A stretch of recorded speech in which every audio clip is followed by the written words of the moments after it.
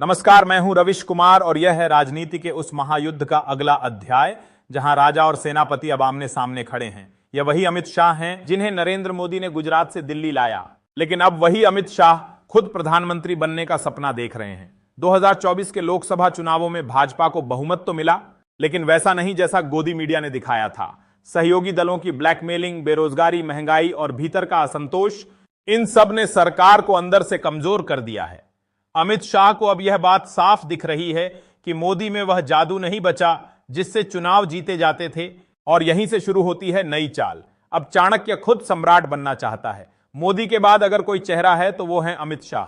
वह अब सिर्फ गृह मंत्री नहीं है, वह खुद को अगला प्रधानमंत्री मान चुके हैं और अब इंतजार नहीं करना चाहते। लेकिन प्रधानमंत्री को हटाना आसान नहीं है, न पार्टी में बगावत से, न चुनाव में हराकर उन्हें हटाया जा सकता है। इसलिए अब एक ही रास्ता बचता है, वही रास्ता जो खुद मोदी और शाह ने आडवाणी और मुरली मनोहर जोशी के लिए अपनाया था। मार्गदर्शक मंडल, यानी 75 वर्ष की उम्र पार तो सेवा से मुक्त। यही बात मोहन भागवत ने हाल ही में कही। उन्होंने इशारों में कहा कि अब बुजुर्ग नेताओं को मार्गदर्शन देना चाहिए, रास्ता रोकना नहीं चाहिए। अब आप सोचिए, क्या यह बयान यूं ही आ गया? बिल्कुल नहीं। यह उसी योजना का हिस्सा है जिसमें शाह धीरे धीरे मोदी की कुर्सी की बुनियाद को कमजोर कर रहे हैं। मोदी खुद अपने भाषणों में कहते रहे हैं कि 75 पार तो रिटायरमेंट तय, लेकिन जब यही नियम अब उनके सामने लाया जा रहा है तो उन्होंने चुप्पी साध ली है। न गोदी मीडिया ने इस बयान को उठाया, न पार्टी में किसी ने इस पर चर्चा की, लेकिन शाह खामोशी से इसी नियम को हथियार बना चुके हैं। सूत्रों के मुताबिक अमित शाह ने पार्टी के कई वरिष्ठ नेताओं से गुप्त बैठकें की हैं। इन बंद दरवाजों के पीछे एक ही लाइन बार बार दोहराई जा रही है, 75 पार, अब आराम करो सरकार। अमित शाह को अब लगता है अगर नहीं अब तो कभी नहीं। मोदी हटेंगे तो सम्मानजनक तरीके से और उसी नियम से जो उन्होंने खुद तय किया था। लेकिन सवाल यह है, क्या भाजपा के अन्य नेता भी मोदी से नाराज हैं? सूत्रों की माने तो हां, पार्टी में एक बड़ा तबका अब मोदी से थक चुका है। सांसद और संगठन के नेता मानते हैं कि भाजपा अब केवल एक व्यक्ति की पार्टी बन गई है, जहां किसी को बोलने की इजाजत नहीं है, सवाल पूछने की छूट नहीं है। भागवत के बयान ने इस चुप्पी को तोड़ा है और अब यह आवाज बन रही है।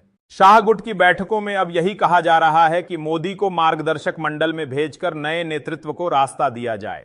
संघ जानता है कि मोदी अब संघ की नहीं सुनते, वह खुद को सबसे ऊपर समझते हैं। इसलिए अब उन्हें कोई ऐसा चाहिए जो उनके बनाए रास्ते पर चले, और अमित शाह उस लकीर के सबसे सही उम्मीदवार हैं। अब सवाल यह है, क्या मोदी चुपचाप मान जाएंगे? नहीं, मोदी अब आर पार की लड़ाई की तैयारी में हैं। उन्होंने पार्टी के भीतर अपने पुराने भरोसेमंद चेहरों को फिर से एक्टिव किया है। जेपी नड्डा को फिर से अध्यक्ष बनवाया गया, क्योंकि वो अमित शाह के नहीं मोदी के आदमी हैं। पार्टी में जो भी नेता शाह के करीबी माने जाते थे, उन्हें किनारे किया जा रहा है। किसी के विभाग बदले जा रहे हैं, किसी की आवाज बंद करवाई जा रही है। लेकिन शाह जानते हैं यह लड़ाई सीधी नहीं होगी, मोदी को भीतर से कमजोर करना होगा। अब भाजपा दो गुटों में बंटती दिख रही है, एक मोदी गुट, दूसरा शाह गुट। एक तरफ वह जो कहते हैं मोदी ही देश है, दूसरी तरफ वह जो मानते हैं मोदी नहीं तो शाह सही। अब भाजपा की असली लड़ाई 2029 की नहीं बल्कि 2026 की है, क्योंकि अगर 2026 तक मोदी हटते हैं तो शाह को पूरा समय मिलेगा 2019 की रणनीति को अपने मुताबिक गढ़ने का। बीजेपी अब विचारधारा की नहीं, सत्ता हस्तांतरण की प्रयोगशाला बन चुकी है। जो पार्टी खुद को दुनिया की सबसे बड़ी पार्टी कहती है, वही अब खुद के भीतर से बिखरती दिख रही है। तीन ध्रुव, एक तरफ मोदी, दूसरी तरफ शाह और तीसरे कोने में खड़े हैं मोहन भागवत। तीनों की राहें अब अलग हैं, और अगर यही खींचतान जारी रही तो पार्टी टूट भी सकती है। गोदी मीडिया सब सामान्य दिखा रही है, लेकिन दिल्ली की राजनीतिक धड़कनें अब तेज होती जा रही हैं। अब अमित शाह सिर्फ पार्टी नहीं बल्कि सरकार की संरचना में भी बदलाव चाहते हैं। वह जानते हैं कि यदि प्रधानमंत्री की कुर्सी खाली करानी है तो एक वैचारिक नहीं बल्कि प्रशासनिक क्रांति लानी होगी।